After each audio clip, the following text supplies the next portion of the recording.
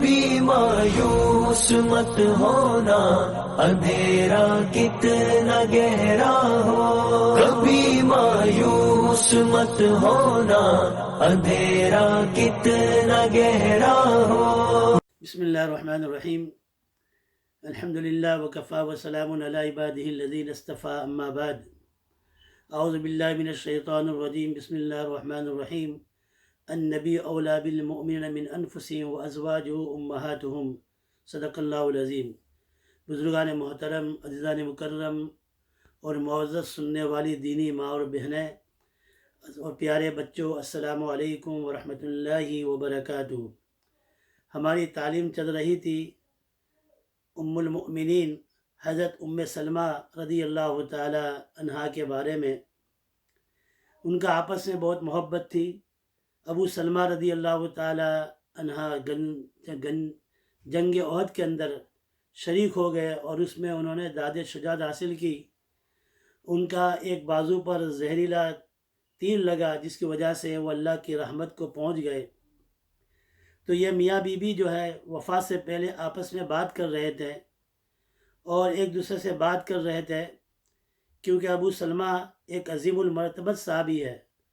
انہوں نے ام سلمہ رضی اللہ تعالی عنہ سے بات کر رہے تھے کہ میں نے رسول اللہ صلی اللہ تعالی علیہ وسلم سے سنا ہے کہ اگر عورت کا انتقال ہو جائے اور وہ ایمان والی ہو، اور اس کا شوہر کا انتقال ہو جائے اور وہ دوسری شادی نہ کرے، تو دونوں قیامت کے دن اللہ تعالیٰ دونوں کو ایک ساتھ کر دے گا۔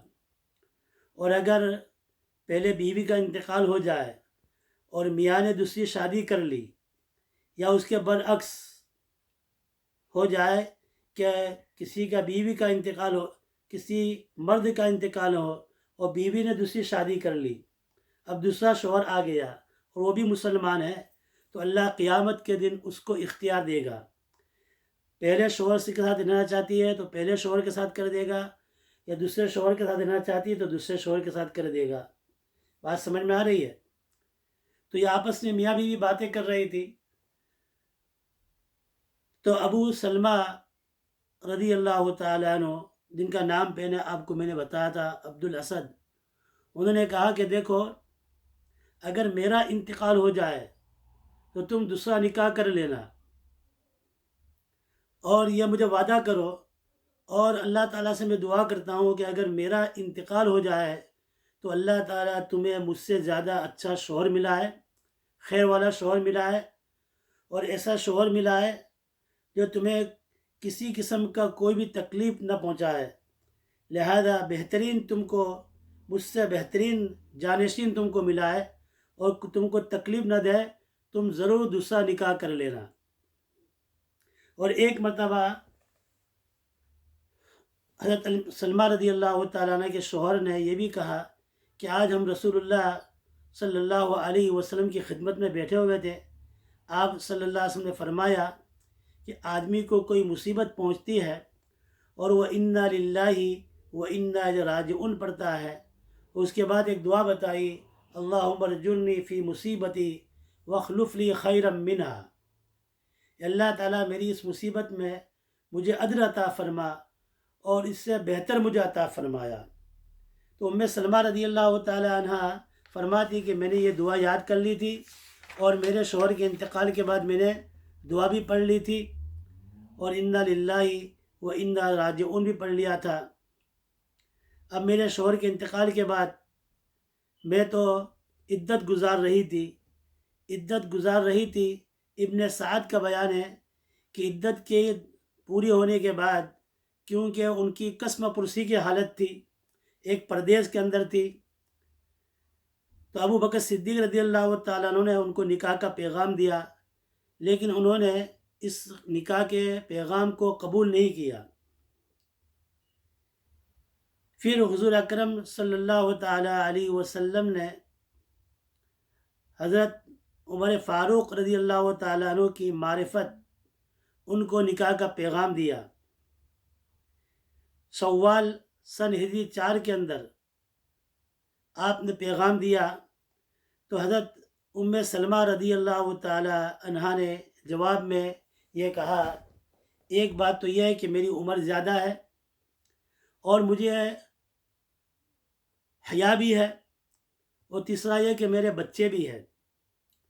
تو رسول اللہ صلی اللہ تعالی علیہ وسلم نے فرمایا کہ عمر تمہاری بڑی ہے تو میری عمر بھی چھوٹی ہے، بڑی نہیں ہے، میری عمر بھی بڑی ہے، میں بھی چھوٹا نہیں ہوں۔ دوسری بات یہ ہے کہ تمہارے بچے جو ہیں وہ میرے بچے ہیں، اور تیسری بات اللہ سے دعا کرتا ہوں کہ تمہاری بیجا جو حیا ہے اللہ تعالیٰ اس کو دور فرما دے۔ چنانچہ انہوں نے اس نکاح کو، پیغام کو، رسول اللہ صلی اللہ علیہ وسلم کے نکاح کے پیغام کو قبول فرما لیا۔ رسول اللہ صلی اللہ علیہ وسلم نے ان کو ایک تکیہ دیا، لیدر کا تکیہ دیا، اور 2 مشکیزیں دیے اور 2 چکھیاں عطا فرمائی۔ پھر یہ نکاح کر حضور اکرم صلی اللہ علیہ وسلم کی خدمت میں پہنچ گئی۔ اس سے پہلے زینب بنت خزیمہ رضی اللہ تعالی عنہ کا انتقال ہو گیا تھا، ان کے مکان کے اندر رخصت کر وہاں پہنچ گئی، اور انہوں نے بڑی محبت سے پہلے ہی دن ہی رسول اللہ صلی اللہ علیہ وسلم کے گھر میں اپنے ہاتھ سے کھانا بنانا شروع کر دیا۔ رسول اللہ صلی اللہ علیہ وسلم ان کے بچوں سے بھی بہت شفقت کے ساتھ پیش آتے تھے۔ اب یہ مسئلہ جو ہے بہت لمبا ہے، قرآن کریم میں بھی اس کا ایک جگہ ذکر ہے میاں بی بی کا، لیکن میں اس کو لمبا کروں گا طول ہو جائے گا۔ ام سلمہ رضی اللہ تعالی عنہ کو رسول اللہ صلی اللہ علیہ وسلم سے عقیدت اور محبت اتنی تھی کہ اپنا ایک غلام تھے حضرت سفینہ رضی اللہ تعالیٰ عنہ، ان کو اس شرط پر آزاد کیا کہ جب تک رسول اللہ صلی اللہ تعالی علیہ وسلم حیات ہے ان کی خدمت میں تمہیں وقت گزارنا ہے۔ چنانچہ یہ آپس میں رہنے لگے اور ان کی زندگی گزارنے لگی۔ حضرت ام سلمہ رضی اللہ تعالیٰ عنہ کے بہت سے حالات ہیں، وہ انشاءاللہ میں کل کی مجلس کے اندر ذکر کروں گا۔ اللہ تبارک و تعالی ہمیں ازواج مطہرات اور نبی کریم صلی اللہ علیہ وسلم کے اہل بیت سے محبت، عظمت نصیب فرمائے۔ ان کی باتیں ہم سنتے ہیں، اللہ سننے سے زیادہ سمجھنے کی توفیق عطا فرمائے، اور اس سے زیادہ ہم سب کو عمل کی توفیق عطا فرمائے۔ ہماری ماں بہنوں کو بھی ام سلمہ رضی اللہ تعالی عنہ ہو، جتنی ازواج مطہرات ہماری مائیں ہیں، ہمارے ماں باپ ان پر قربان ہوں، ان کی محبت اور عظمت ہمارے دلوں میں نصیب فرمائے، ان کی باتوں پر عمل کرنے کی توفیق عطا فرمائے۔ آمین یا رب العالمین برحمتک یا ارحم الراحمین۔